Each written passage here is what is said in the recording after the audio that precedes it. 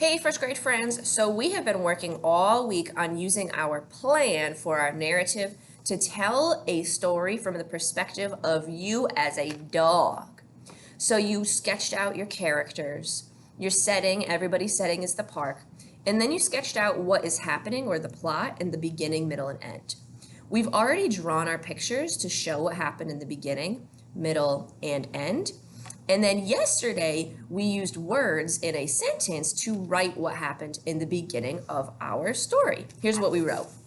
We said, first, I found a big puddle at the park. That's what happened in the beginning of my narrative. Notice how I used the word I because I am the dog. The dog is me.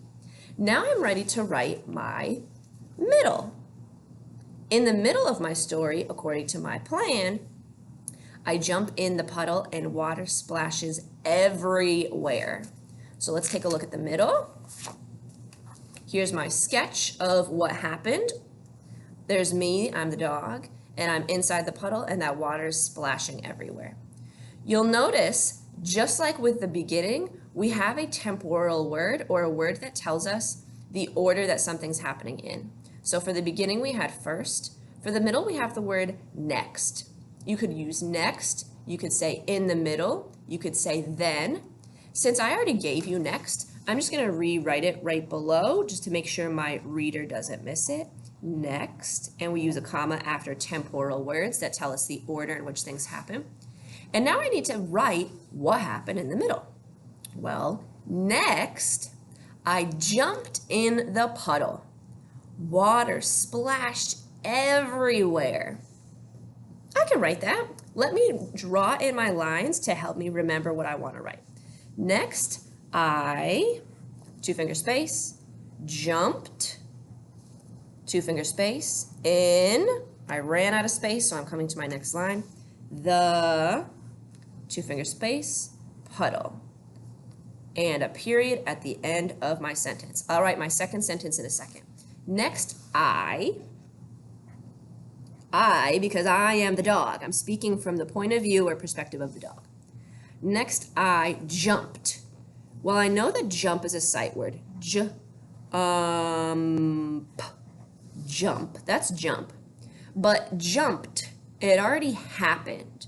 So, what suffix do I need at the end to tell me something already happened? Oh, I remember. Suffix ed tells me something already happened. Next, I jumped. Next, I jumped in the puddle. The, T-H-E spells the, puddle. I already wrote it as a label, and I hear that final stable syllable at the end of that two-syllable word, puddle. So I could always stretch out each syllable. Pud, and then D-L-E gives me the dull sound, dull. Puddle. Next, I jumped in the puddle. But I want to tell my readers something about all of this splashing. Water splashed everywhere. That's going to be my next sentence. Water. I don't have enough space for splashed, and I don't want to squeeze it in here, so I'm just going to come down to my next line. Splashed. Two-finger space, everywhere.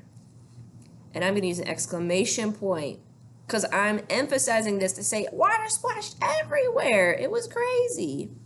All right, my new sentence. I know I need to write water. Am I going to use an uppercase letter or a lowercase letter? Well, I know at the beginning of a new sentence, I always need to start with an uppercase letter. Water starts with a W. So I'm going to do an uppercase W. Water. I feel like I hear an O. Water. Water. Okay. Now, if you know that water is spelled W-A-T-E-R, all the power to you. But again, we are not looking for perfection. We are looking for friends who can stretch out the sounds they hear in unknown words. Water splashed. Spol, I hear a blend. Spol, what letter comes next, friends? Spol, L. Spol, I hear short A, splash, sh. I hear digraph sh, splashed. Oh, it already happened. So just like I added suffix ed to jumped, I'm going to add suffix ed to splashed.